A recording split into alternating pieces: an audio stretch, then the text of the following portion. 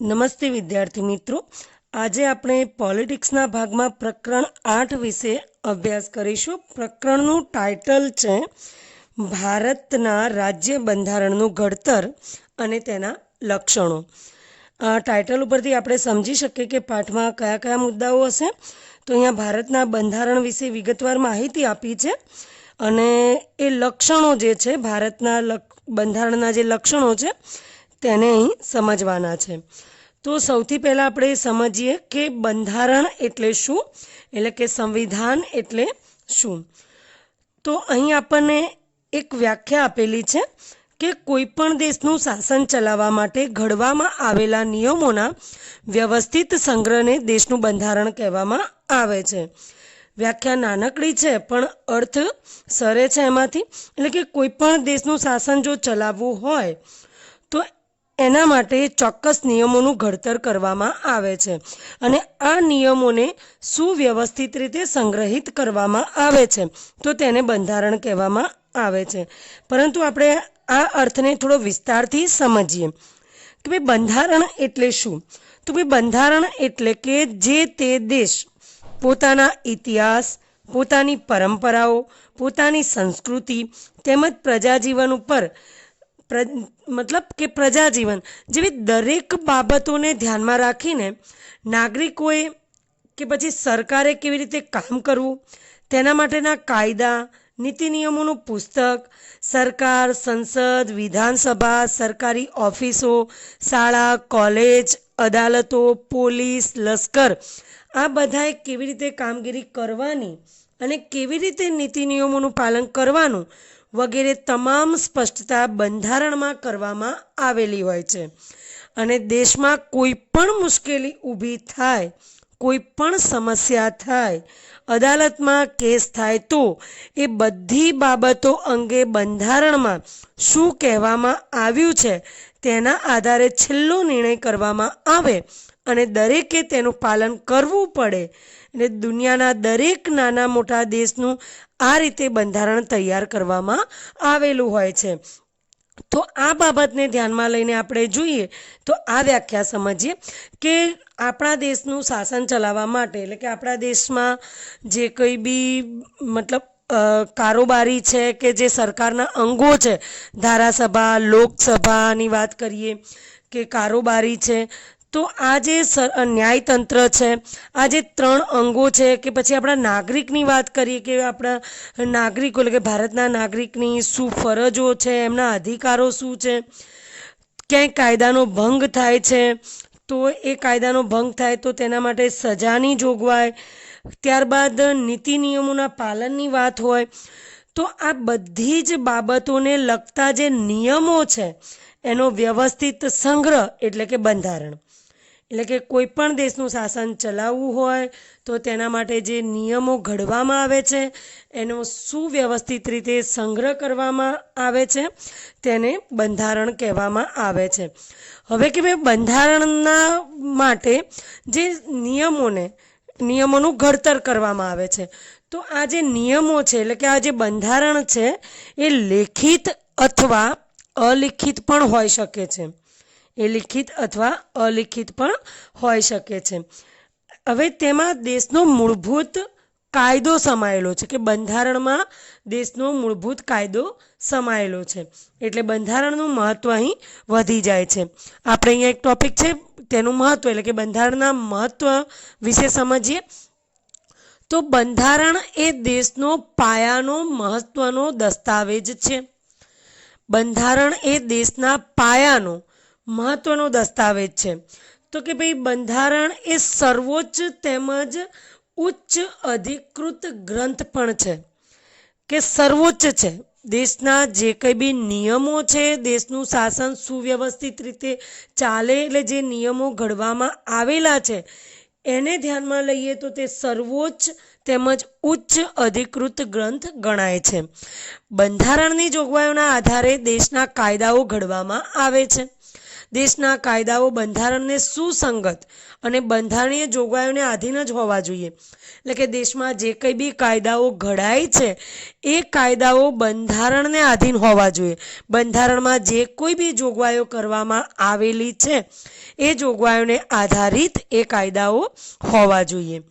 એટલે તે બાબતે ધ્યાનમાં લઈએ તો કે કોઈ પણ નિયમ અથવા કાર્યવાહી જો બંધારણને અનુરૂપ ના હોય, જો બંધારણને અનુરૂપ ના હોય તો તે ગેરબંધારણીય અને ગેરકાનૂની માનવામાં આવે છે. એટલે કે બંધારણના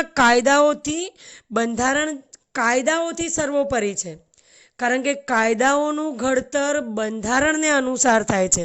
બંધારણને ધ્યાનમાં રાખીને કાયદાઓનું ઘડતર થાય છે, માટે બંધારણ એ કાયદાઓથી સર્વોપરી છે. કાયદાઓ કરતાં પણ બંધારણનું સ્થાન ઊંચું છે. એટલે કે બંધારણ સર્વોચ્ચ છે, ઉચ્ચ અધિકૃત ગ્રંથ ગણવામાં આવે છે. તો બંધારણની વાત કરીએ તો કે ભાઈ બંધારણમાં જે નિયમો, જે કાયદાઓનું ઘડતર કરવામાં આવ્યું છે, જે વાત કરવામાં આવી છે, જો તે અનુસાર કોઈ પણ કાર્યવાહી નથી થતી તો એ ગેરબંધારણીય અને ગેરકાનૂની ગણાય છે. આના કારણે બંધારણ સરકારની જે સત્તા છે એની સીમા નક્કી કરે છે કે સરકારને જે કંઈ બી સત્તાઓ આપવામાં આવી છે તેની ચોક્કસ મર્યાદા નક્કી કરે છે, અને એ મર્યાદાના લીધે કે સત્તાનો દુરુપયોગ થતો નથી. કારણ કે બંધારણમાં ઘડવામાં આવેલા નિયમો એ સરકારને તેની લિમિટ બતાવે છે, તેની સત્તાની લિમિટ બતાવે છે, અને એ લિમિટના કારણે, એ મર્યાદાના કારણે સત્તાનો દુરુપયોગ થતો અટકાવી શકાય છે. માટે બંધારણ એ મહત્વનું છે.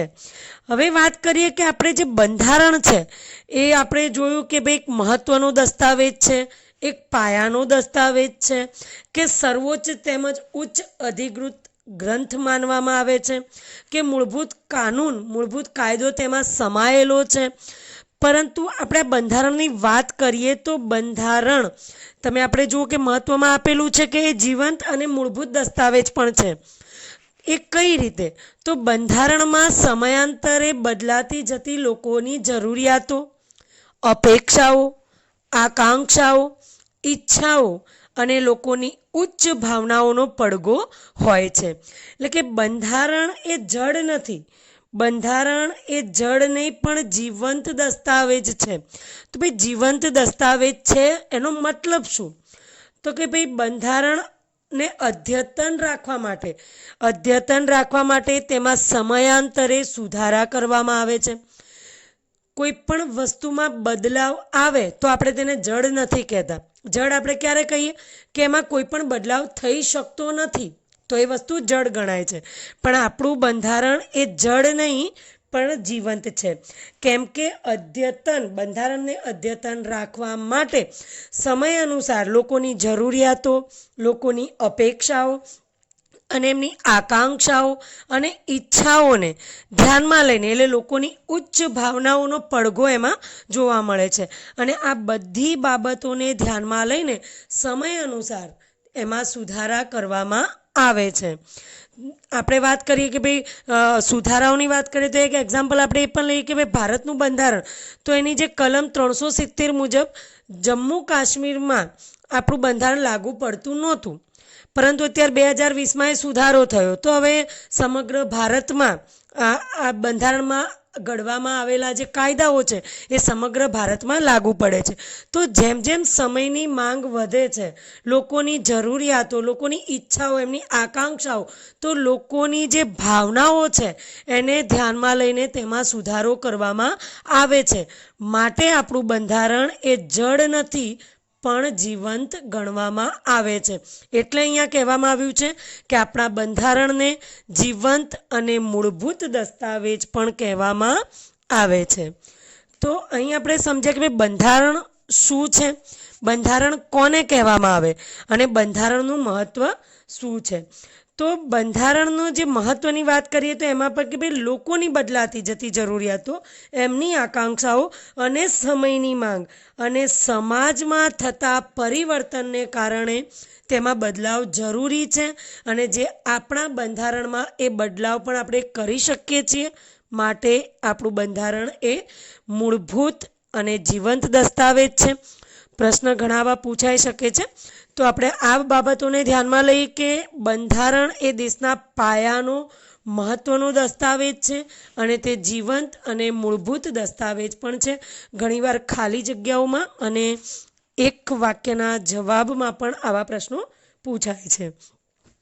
હવે આપણે જોઈએ કે બંધારણની ઘડતર પ્રક્રિયા. બંધારણની ઘડતર પ્રક્રિયા ક્યારે શરૂ થઈ, કેવી રીતે શરૂ થઈ તેની વાત છે. આપણે જાણીએ છીએ કે આપણો દેશ ઘણા વર્ષો સુધી ગુલામ રહ્યો. ધોરણ 9માં આપણે આગળ ઇતિહાસના ટોપિકમાં આપણે આ બધું જોઈ ગયા છીએ કે ભાઈ ઘણા બધા સમયથી, ઘણા બધા વર્ષોથી આપણો દેશ ગુલામી વેઠી રહ્યો હતો. હવે દેશની આઝાદીની વાત હતી કે આપણો દેશ આઝાદ થવાનો છે કે ઇંગ્લેન્ડના જે વડાપ્રધાન હતા ક્લેમેન્ટ એટલીએ, એમને હવે વિચાર્યું હતું કે ભારતને સંપૂર્ણ સ્વતંત્રતા આપી દેવી. તો ઇંગ્લેન્ડના વડાપ્રધાન ક્લેમેન્ટ એટલીએ ભારતને પૂર્ણ સ્વતંત્રતા આપવા માટેની વાટાઘાટો શરૂ કરી દીધી. હવે આ વાટાઘાટો જે શરૂ થઈ એમાં એમને કેબિનેટ કક્ષામાં કેબિનેટ મિશનની શરૂઆત કરી હતી. તો ભારતની વાત કરી કે ભારત આઝાદ થયો તો એ આપણા દેશ માટે ઇતિહાસમાં એક સોનેરી દિવસ ગણાય છે. ઘણા વર્ષો સુધી અંગ્રેજો એટલે કે આપણા પર શાસન કર્યું. હવે આટલા મોટા દેશનો વહીવટ સરળતાથી ચલાવવા માટે ચોક્કસ નિયમોનું ઘડતર કરવું જરૂરી હતું. એટલે કે ચોક્કસ પ્રકારના અધિનિયમોની જરૂરિયાત હતી. એ પહેલાં આપણો દેશ ઘણા એવા નિયમો, ઘણા એવા કાયદાઓથી ચાલતો હતો, જેમ કે government of India act 1935, August પ્રસ્તાવ 1940, ક્રિપ્સ મિશન 1942, વેવલ યોજના અને કેબિનેટ મિશન.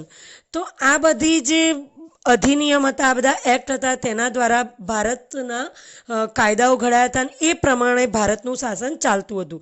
પરંતુ અહીંયા ઇંગ્લેન્ડના વડાપ્રધાને એટલે કે ક્લેમેન્ટ એટલીએ ભારતને સંપૂર્ણ સ્વતંત્રતા આપવાની વાટાઘાટ શરૂ કરી. એટલે એમણે કેબિનેટ કક્ષાના 3 પ્રધાનોની નિમણૂક કરી હતી. એ 3 સભ્યોનું બનેલું જે કેબિનેટ મિશન હતું એમાં ભારતને સંપૂર્ણ આઝાદી આપવાની વાત થઈ હતી. તો એમાં 3 સભ્યો હતા, 3 પ્રધાનો હતા. એક પેથિક લોરેન્સ, 2 એવી એલેક્ઝાન્ડર અને 3 સર સ્ટેફર્ડ ક્રિપ્સન. તો આ જે 3 સભ્યોનું એક કેબિનેટ મિશન હતું, તો એમને આ કામગીરી એમને સોંપી હતી. તો ભારતની બંધારણ સભાની રચનાની વાત કરીએ તો કેબિનેટ મિશન પ્લાન 1946 હેઠળ પરોક્ષ મતદાનની ચૂંટણી દ્વારા કરવામાં આવી અને જુલાઈ 1946માં એ ચૂંટણી પૂરી થઈ અને એમાં બંધારણ સભાની કમિટીના સભ્યો અને એની વાત નક્કી કરવામાં આવી. તો અહીં આપણે પાઠ્યપુસ્તકના આધારે પણ સમજીએ કે બંધારણની ઘડતર પ્રક્રિયા.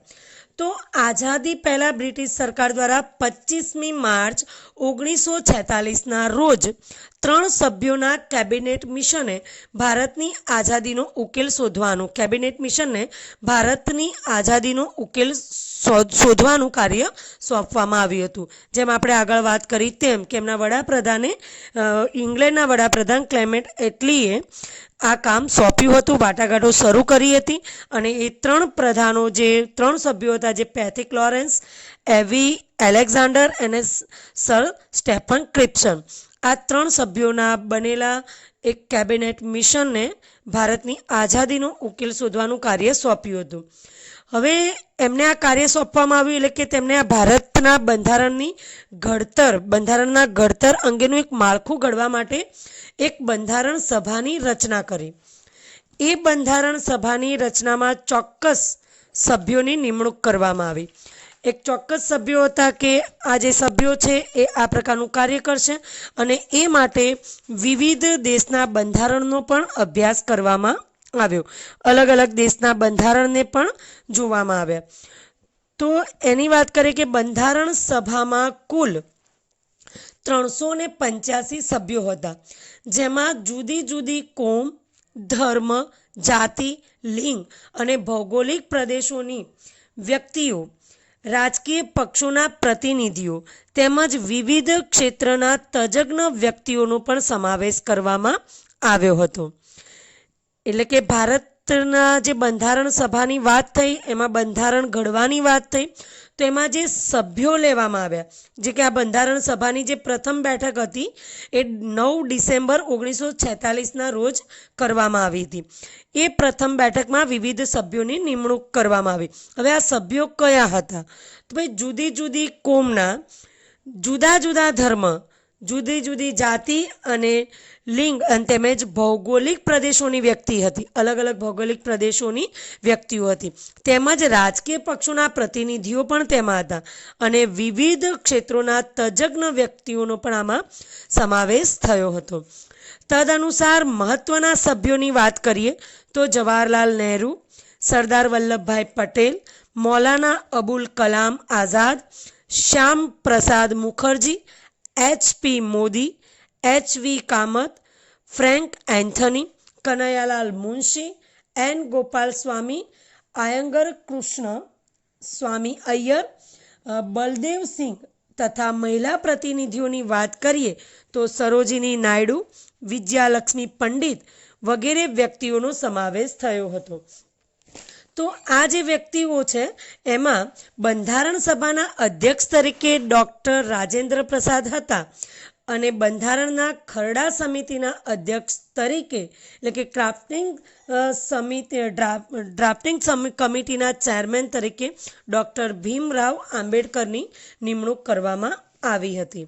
હવે આ જે સભ્યો હતા, જે અલગ અલગ જાતિ, લિંગ અને અલગ અલગ ભૌગોલિક પ્રદેશોમાંથી કે રાજકીય પક્ષોના પ્રતિનિધિઓ કે પછી તજજ્ઞ વ્યક્તિઓને જે નિમણૂક કરવામાં આવી હતી, આ સભ્યો ક્યાંક ને ક્યાંક એમણે દેશની આઝાદી માટે પણ પ્રયત્નો કર્યા હતા. તો બંધારણ સભાની રચનાના જે બંધારણ સભામાં જે આ સભ્યો હતા, જે આ પ્રતિનિધિઓ હતા, તે ક્યાંક ને ક્યાંક મોટા ભાગના જે પ્રતિનિધિઓ હતા એ સ્વતંત્રતાના આંદોલનમાં ભાગ લીધેલો હતો. એના ભાગરૂપે આ લોકોએ અગાઉ કાર્ય કરેલું હતું. તેથી આપણે આદરપૂર્વક આ વ્યક્તિઓને બંધારણના ઘડવૈયા તરીકે પણ આપણે ઓળખીએ છીએ. તો આ જે વ્યક્તિઓ છે જેને બંધારણના ઘડતરમાં મહત્વનો ભાગ ભજવ્યો છે, માટે આપણે તેને બંધારણના ઘડવૈયા તરીકે પણ ઓળખીએ છીએ. તો અહીં વાત છે કે બંધારણના ઘડવૈયાઓની વાત થઈ, તો આપણે એક વાત ક્યાંથી ભૂલીએ કે ભાઈ બંધારણનો ઘડવાનો સૌપ્રથમ વિચાર કોને આવ્યો? તો એ બંધારણ ઘડવાનો સૌપ્રથમ વિચાર સર M.N. રોયને આવ્યો હતો. M.N. રોય, તો એમને આ બંધારણ ઘડવાનો સૌપ્રથમ વિચાર આવ્યો હતો. હવે આમુખનો વિચાર કોને આવ્યો? તો ભાઈ જવાહરલાલ નહેરુએ. તો જવાહરલાલ નહેરુએ આમુખની વાત કરી અને એ જે વિચારધારા છે એ આમુખની એ અમેરિકાના બંધારણમાંથી લેવામાં આવેલી હતી અને યુએસમાંથી આપણા બંધારણમાં રહેલા નાગરિકોના મૂળભૂત અધિકારો લેવામાં આવ્યા હતા. એટલે કે બંધારણના જે નિયમો ઘડવાના હતા તે માટે આ પ્રતિનિધિઓએ વિશ્વના ઘણા ખરા દેશના બંધારણોનો પણ અભ્યાસ કર્યો હતો. તો ભાઈ મૂળભૂત અધિકારોની વાત કરીએ તો એ યુએસમાંથી લેવામાં આવ્યા. ફરજોની વાત કરીએ તો રશિયાના બંધારણને અનુસરવામાં આવ્યું છે. રાજનીતિના માર્ગદર્શક સિદ્ધાંતોની વાત કરીએ તો આયર્લેન્ડને સ્વીકારવામાં આવ્યું, ત્યાંના સિદ્ધાંતોને અનુસર્યા છીએ. અને સંસદીય પ્રકારની લોકશાહીની જો વાત કરીએ તો યુકેની જે લોકશાહી છે તે બાબતને ધ્યાનમાં લઈને આપણે સંસદીય પ્રકારની લોકશાહીનો સ્વીકાર કર્યો. હવે સમવાય તંત્રનો વિચાર આપણે કેનેડામાંથી લીધો છે. કટોકટીની વ્યવસ્થાની વાત કરીએ તો તે જર્મનીમાંથી લેવામાં આવી છે. ગણતંત્રનો વિચાર ફ્રાન્સમાંથી અને સંયુક્ત યાદીનો વિચાર ઓસ્ટ્રેલિયાના બંધારણમાંથી લેવામાં આવ્યો છે. તો આપણે આ બધી બાબતોને જોઈએ તો બંધારણની ઘડતર પ્રક્રિયામાં તે સભ્યોએ સખત મહેનત કરીને આપણા બંધારણનું ઘડતર કર્યું છે અને માટે જ આપણે તેને બંધારણના ઘડવૈયા કહ્યા છે. હવે વાત કરીએ કે ભાઈ બંધારણના આ જે ઘડવૈયાઓની વાત થઈ ગઈ, એના પ્રતિનિધિઓની વાત થઈ, કેબિનેટ મિશનની વાત થઈ ગઈ, 3 સભ્યોની વાત થઈ ગઈ કે ભાઈ સૌપ્રથમ વિચાર કોને કર્યો તેમની પણ વાત થઈ કે સર એમ.એન. રોયે. હવે આપણે વાત કરીએ કે બંધારણની ઘડતર પ્રક્રિયા ક્યારે શરૂ થઈ, કેટલી બેઠકો થઈ, કેટલા દિવસોમાં પૂર્ણ થઈ. તો ભાઈ આ બંધારણ સભાએ તેની કામગીરી 9મી ડિસેમ્બર 1946થી શરૂ કરી. આપણે વાત થઈ તેમ એની પ્રથમ બેઠક 1946માં 9 ડિસેમ્બરના રોજ થઈ હતી. બંધારણ સભાએ 2 વર્ષ 11 માસ અને 18 દિવસોમાં પોતાની કામગીરી પૂર્ણ કરી હતી અને કુલ 166 બેઠકોમાં પોતાની કામગીરી પૂર્ણ કરી હતી.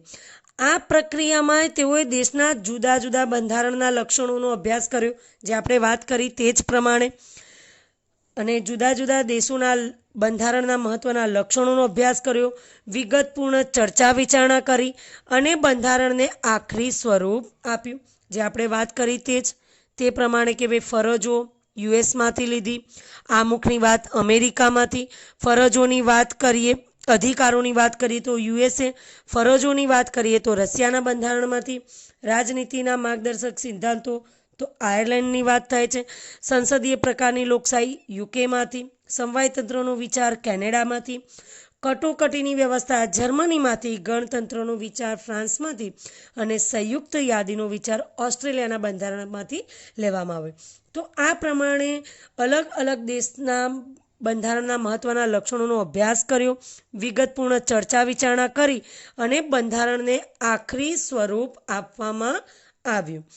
હવે વાત કરીએ કે બંધારણના સુધારા વધારા સાથે 461 અનુચ્છેદો અને એટલે કે બંધારણ શરૂઆતની વાત કરીએ તો કે ભાઈ પ્રથમ 375 અનુચ્છેદ એટલે કે આર્ટિકલ હતા અને 8 પરિચ્છેદ હતા. ત્યારબાદ સુધારો કરવામાં આવ્યો. તો સુધારા પ્રમાણે કે 461 અનુચ્છેદો અને 12 પરિચ્છેદો થયા. હવે અહીંયા વાત કરીએ કે અત્યારની વાત કરીએ કે જ્યારે બંધારણનું ઘડતર થયું ત્યારે 395 અનુચ્છેદ હતા અને 22 ભાગમાં વહેંચવામાં આવ્યો હતો કે આપણું બંધારણ કુલ 22 ભાગમાં વહેંચાયેલું છે. પણ જો અત્યારની વાત કરીએ તો 465 અનુચ્છેદ, 12 અનુસૂચિઓ અને 25 ભાગોમાં આપણું બંધારણ સમાયેલું છે. હવે વાત કરીએ કે ભાઈ 26મી નવેમ્બર 1949ના રોજ બંધારણ સભામાં બંધારણને સર્વાનુમતે પસાર કરવામાં આવ્યું. ધ્યાન રાખજો કે બંધારણ સભામાં ક્યારે પસાર કરવામાં આવ્યું અને ક્યારે અમલ કરવામાં આવ્યું, એટલે કે તારીખમાં ભૂલ ન થાય. 26મી નવેમ્બર 1949ના રોજ બંધારણ સભામાં બંધારણને સર્વાનુમતે, બધાની સંમતિથી સર્વાનુમતે પસાર કરવામાં આવ્યું અને કાયદાનું સ્વરૂપ અપાયું. અને 26મી જાન્યુઆરી 1950થી ભારતમાં બંધારણ અમલમાં આવ્યું. એટલે કે જે આ નિયમો ઘડવામાં આવ્યા, જે બંધારણમાં જે કાયદાઓનો જે સમાવેશ થયો હતો તે 26મી જાન્યુઆરી 1950થી અમલમાં મૂકવામાં આવ્યું. અને આ રીતે ભારત એક પ્રજાસત્તાક રાષ્ટ્ર તરીકે ઘોષિત થયું. એક પ્રજાસત્તાક રાષ્ટ્ર તરીકે ભારતની ઘોષણા થઈ અને આપણે 26મી જાન્યુઆરીને પ્રજાસત્તાક દિન તરીકે આપણે શાનદાર રીતે ઉજવીએ છીએ. અને ત્યારબાદ બંધારણમાં જે અમુક રાષ્ટ્રચિહ્ન છે તો અને જે રાષ્ટ્રસૂત્ર છે તેનો પણ ચર્ચા થઈ કે પ્રજાસત્તાક તરીકે ઘોષિત થયું અને 26મી જાન્યુઆરીના દિવસે પ્રજાસત્તાક દિન તરીકે ઉજવવા શાનદાર રીતે ઉજવણી કરવામાં આવી. અને બંધારણ સભામાં રાષ્ટ્રચિહ્ન તરીકે 4 સિંહોની મુખાકૃતિને આપણે સ્વીકારી છે અને રાષ્ટ્ર સૂત્ર તરીકે સત્યમેવ જયતે ઘોષિત કરવામાં આવ્યો છે. એટલે કે રાષ્ટ્રીય સૂત્ર તરીકે આપણે સત્યમેવ જયતીને એ સૂત્રને આપણે માનીએ છીએ અને એને માન્યતા આપી છે. હવે આપણા બંધારણમાં લોકોના મૂળભૂત હકો, ફરજો, રાજ્યનીતિના માર્ગદર્શક સિદ્ધાંતો, સરકારના અંગો, તેના કાર્યો તેમજ વહીવટી કેટલીક સૂચનાઓ, ન્યાયતંત્રની વ્યવસ્થા જેવી અનેક બાબતોનો સમાવેશ થયો છે. આથી ભારતનું બંધારણ વિશ્વમાં સૌથી મોટું, વિસ્તૃત અને વિશદ લેખિત દસ્તાવેજ ગણવામાં આવે છે. એટલે પ્રશ્ન પૂછી શકાય છે કે ભાઈ ભારતનું બંધારણ વિશ્વમાં સૌથી મોટું, વિસ્તૃત, વિશદ લેખિત દસ્તાવેજ શા માટે ગણાય છે?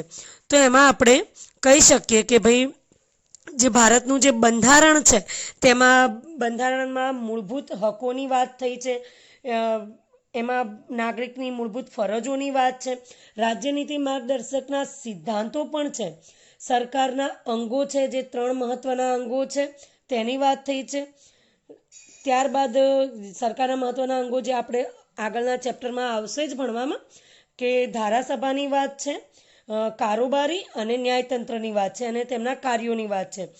વહીવટી કેટલીક સૂચનાઓ પણ આપવામાં આવી છે. ન્યાયતંત્રની વ્યવસ્થા જેવી અનેક મહત્વની બાબતોનો આમાં સમાવેશ થાય છે.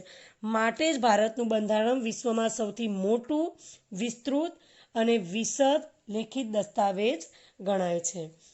તો અહીં આપણે બંધારણની ઘડતર પ્રક્રિયા પૂર્ણ કરીને આગળ આમુખ વિશે ચર્ચા કરીશું. તો ભાઈ આમુખ એ શું છે? અહીં આમુખની વાત છે કે ભાઈ આમુખ કોને કહેવાય? તો સૌથી પહેલાં જોઈએ કે ભાઈ આમુખ આપણને તમે સાઈડના પેજમાં જોઈ શકો છો કે આમુખ વિશે તમને ભારતનું જે સંવિધાન છે એનું જે આમુખ છે એનું તમને પેજ પણ આપવામાં આવેલું છે. હવે આપણે જોઈએ કે આમુખ બંધારણનું પ્રારંભિક હાર્દરૂપ અને વિશિષ્ટ સ્થાન ધરાવતું તત્વ છે. આમુખ બંધારણનું હાર્દરૂપ અને વિશિષ્ટ સ્થાન ધરાવતું તત્વ છે. બંધારણની શરૂઆત છે એ આમુખથી થાય છે.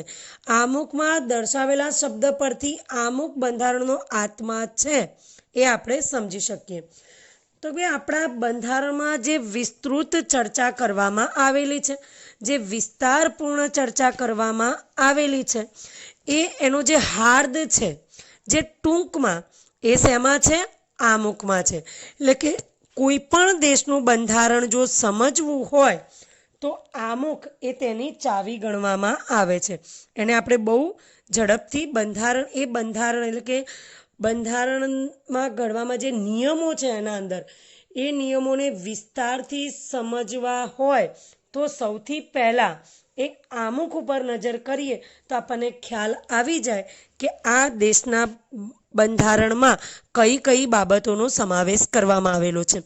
જો આપણે આ આમુખને સમજીશું તો પણ ખ્યાલ આવી જશે કે આપણા બંધારણમાં જે કંઈ બી બાબતોની વાત કરવામાં આવી છે એને બહુ શોર્ટમાં અહીં આમુખમાં લેવામાં આવી છે.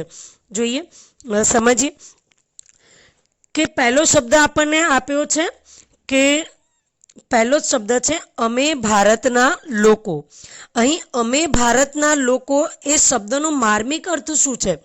તો આ સાર્વભૌમ રાજ્ય એટલે કે ભારતને આપણે એક દેશ તરીકે નહીં પણ એક સંઘ રાજ્ય તરીકે માનીએ છીએ કે ભારત એક એવું રાજ્ય છે જેમાં વિવિધ રાજ્યો જોડાયેલા છે.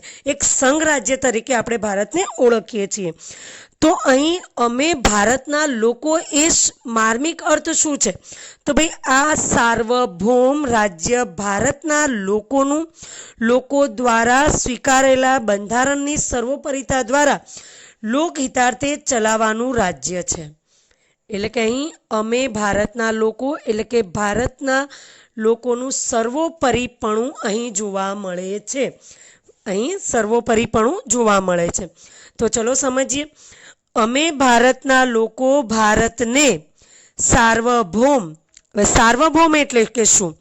તો સર્વોચ્ચ સત્તા જે બીજા કોઈના હાથમાં ન હોય એટલે કે દેશની સર્વોચ્ચ સત્તા એ બીજા કોઈના હાથમાં નહીં, સમગ્ર સર્વોપરિતા પોતાના જ હાથમાં હોય.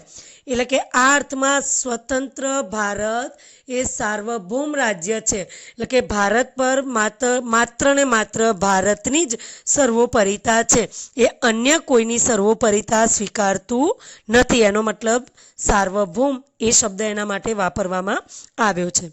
તો ચલો હવે જોઈએ કે અમે ભારતના લોકો ભારતને સાર્વભૌમ, સમાજવાદી, બિન સાંપ્રદાયિક, લોકશાહી પ્રજાસત્તાક બનાવવાનું. આપણે આટલા વાક્યોને સમજીએ કે અમે ભારતના લોકો ભારતને સાર્વભૌમ બનાવવાનું, એટલે કે ભારતની સર્વોપરિતા માત્ર ને માત્ર ભારતના હાથમાં રહેશે, અન્ય કોઈના હાથમાં નહીં. સમાજવાદી, સમાજવાદીનો અર્થ થાય છે કે સમાજના ઉદ્ધારના સિદ્ધાંત માનનારા લોકો, એટલે સમાજના ઉદ્ધારના સિદ્ધાંતોને માનનાર વિચારો. તો અહીં ભારતના લોકો શું વિચારે છે? સમાજનો ઉદ્ધાર થાય તે. ચલો જોઈએ.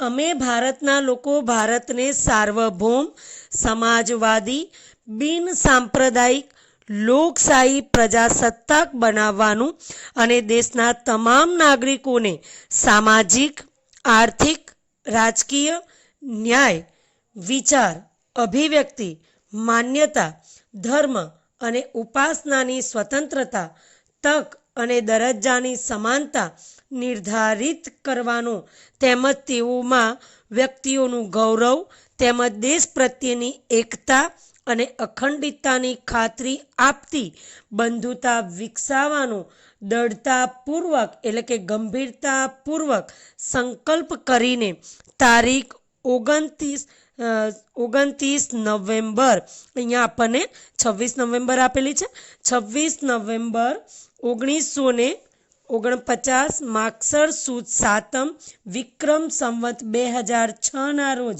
આથી આ સંવિધાન અપનાવી તેને અધિનિયમિત કરી અમને પોતાની જાતને સમર્પિત કરીએ છીએ. એટલે કે અહીં અમે પોતાની એટલે કે અમારી જાતને સમર્પિત કરીએ છીએ.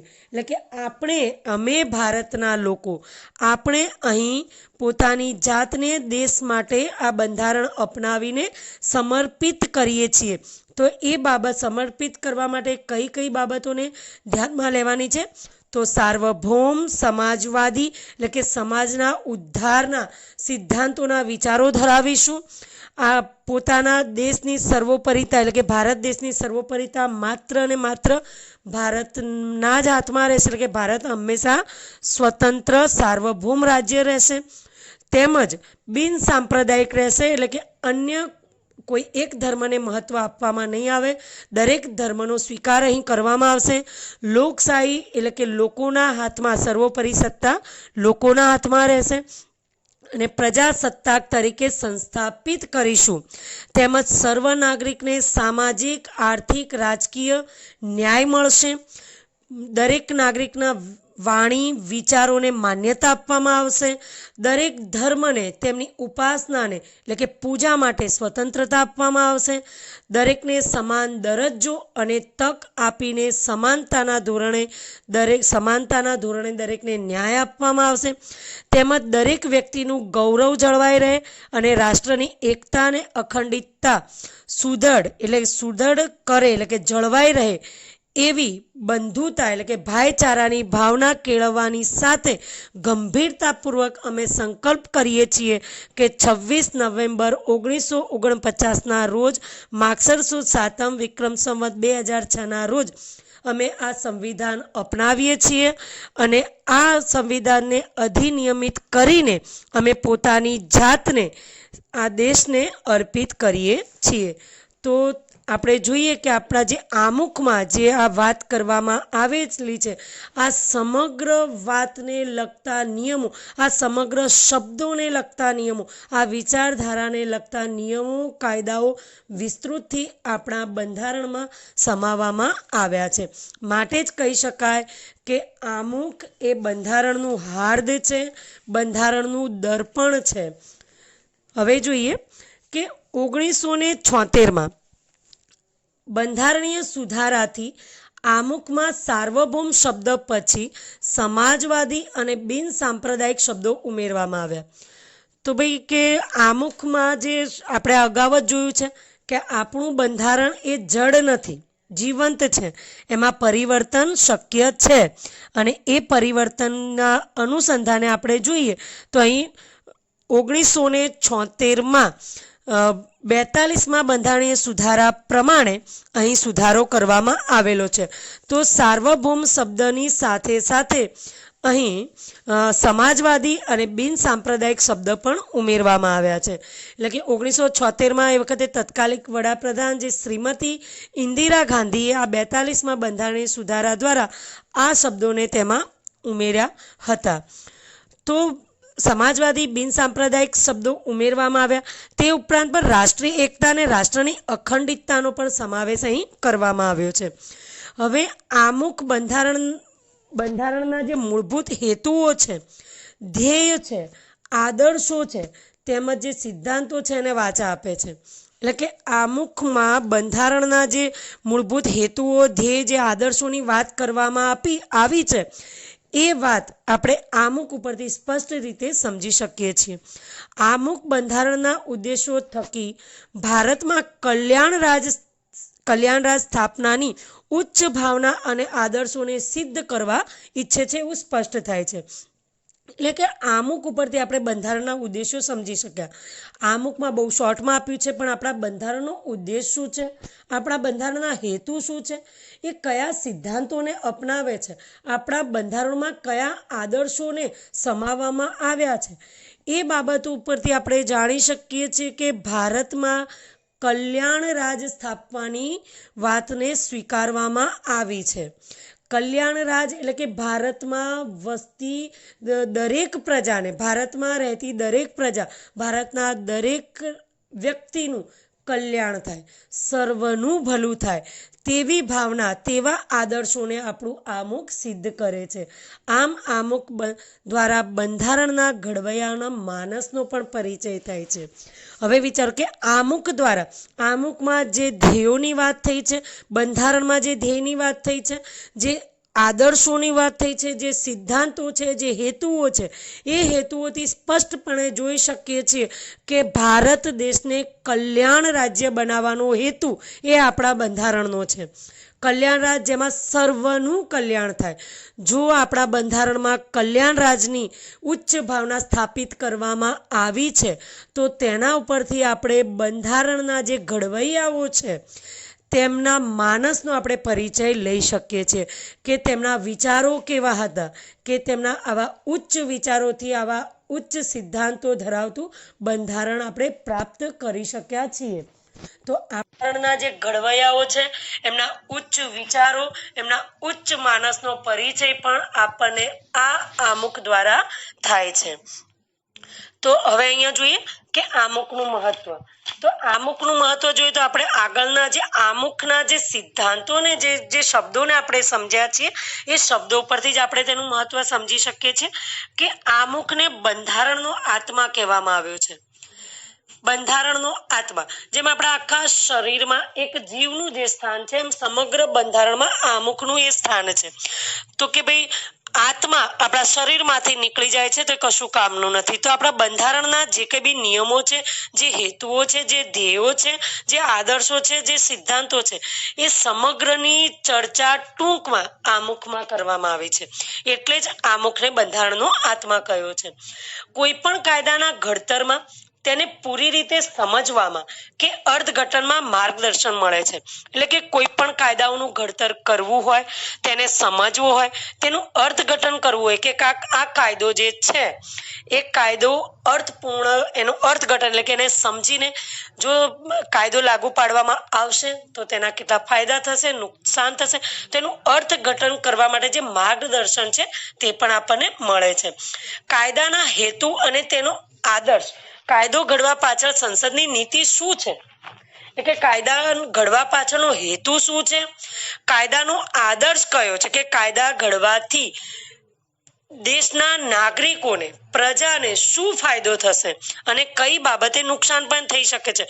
તો એ કાયદાનો હેતુ અને આદર્શ કાયદો ઘડવા પાછળ જે સંસદની જે નીતિ છે એ જાણવા માટે આમુખ મદદરૂપ છે કે સંસદની કોઈ પણ કાયદો ઘડે છે તો એમાં સંસદની નીતિ શું છે અને એ નીતિ આપણે આમુખ દ્વારા જાણી શકીએ છીએ કયા પ્રકારની મુશ્કેલીઓના નિવારણ અર્થે કાયદાને ઘડવામાં આવે તેનો નિર્દેશ આપણે આમુખમાંથી સ્પષ્ટ કરી શકીએ છીએ આમ આમુખ એ બંધારણનો અર્ક છે તો કે ભાઈ કોઈ પણ પ્રકારની મુશ્કેલીઓ આવે છે એ મુશ્કેલીઓના નિવારણ માટે આપણે કાયદો ઘડીએ છીએ અને એ કાયદા એટલે કે તેનો જે નિર્દેશ છે એ કાયદો કેવી રીતે ઘડવો તેનો જે નિર્દેશ છે એ આમુખમાંથી સ્પષ્ટ થાય છે માટે જ આમુખને બંધારણનો અર્ક કહે છે બંધારણનો સ્ત્રોત છે કે બંધારણમાં જે કઈ બી વસ્તુ જે કઈ બી નિયમો બનાયા છે જે ઘડવામાં આવ્યા છે એનો અર્ક આપણે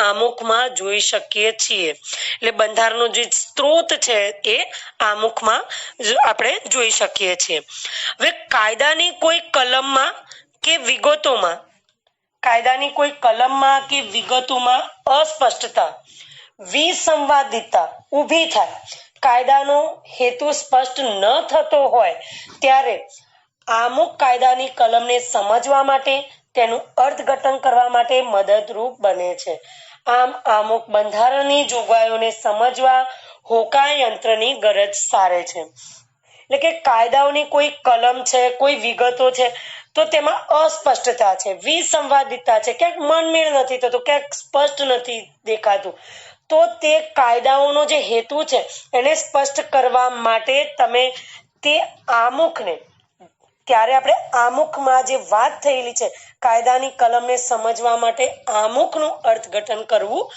ખૂબ જ જરૂરી બને છે એટલે જ કે આમુખ એને શું કહેવામાં આવ્યું છે કે આમુખની જોગવાઈઓને સમજવા માટે એટલે કે તે આમુખ બંધારણની જોગવાઈઓને સમજવા માટે હોકાયંત્રની ગરજ સારે છે જેમ કે આપણે ક્યાંક એવી જગ્યાએ હોય કે આપણને ચોક્કસ દિશા ન મળતી હોય તો આપણે હોકાયંત્રના ઉપયોગ દ્વારા એક ચોક્કસ દિશા તરફ જઈ શકીએ છીએ તો જ્યારે બંધારણના અંદર જે કંઈ બી જોગવાઈઓ કરવામાં આવી છે એ જોગવાઈને જો આપણે ઝડપથી સમજવી છે એ અસ્પષ્ટ છે વિસંવાદિતા ઊભી થઈ છે તો એ સમયે આપણે આમુખને સમજીને આગળ વધી શકીએ છીએ તો આમુખ રાષ્ટ્રની એકતા અખંડિતતા અને નાગરિકો વચ્ચેની બંધુત્વની ભાઈચારાની ઉમદા ભાવનાઓનો અને આદર્શનો પડઘો છે આપણે આમુખના જે શબ્દો છે એ શબ્દોને સમજ્યા તો ખ્યાલ આવે છે કે આમુખનું મહત્વ શું છે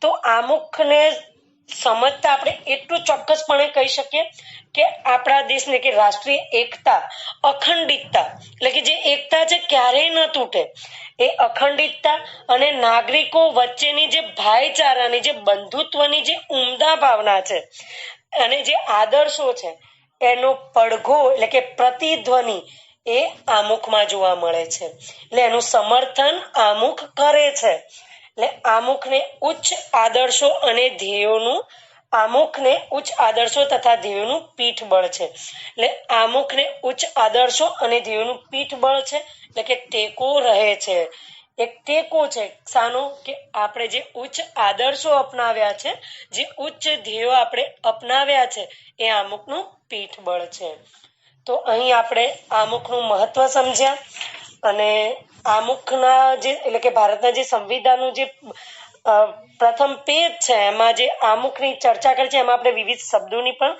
સમજૂતી લીધી ઘણી એવી માહિતી આપણે લીધી છે જે ટેક્સ્ટબુકમાં છે નહીં તો એ કદાચ તમે પ્રશ્નોના જવાબ લખો છો તો એમાં ન લખો તો પણ ચાલે પણ ટેક્સ્ટબુકમાં જેટલું આપ્યું છે એ તો તમારે તૈયાર કરવું જરૂરી છે હા પણ તમે જે એક્સ્ટ્રા માહિતી છે એને યાદ કરીને પણ જો એમાં એડ કરો છો તો એ તમારો પ્લસ પોઈન્ટ ગણાય છે તો આજે આપણે જે ટોપિક ચલાવ્યા છે તેમાંથી નીકળતા દરેક પ્રશ્નોને તૈયાર કરજો અને જેટલું કામ જ્યારે પણ થાય છે જે કંઈ બી તમે ભણો છો એ સમયે તૈયાર કરો અને સમય ન બગાડતા આગળ વધો હવે આપણે મળીશું નેક્સ્ટ લેક્ચરમાં બીજા ટોપિક સાથે આપણો નેક્સ્ટ ટોપિક છે આમુખના આધાર સ્તંભો તો એ આધાર સ્તંભોમાં લોકશાહી સમાજવાદી અને બિન સાંપ્રદાયિકતાને આપણે વિસ્તારથી સમજીશું તો ત્યાં સુધી રજા લઈએ થેન્ક યુ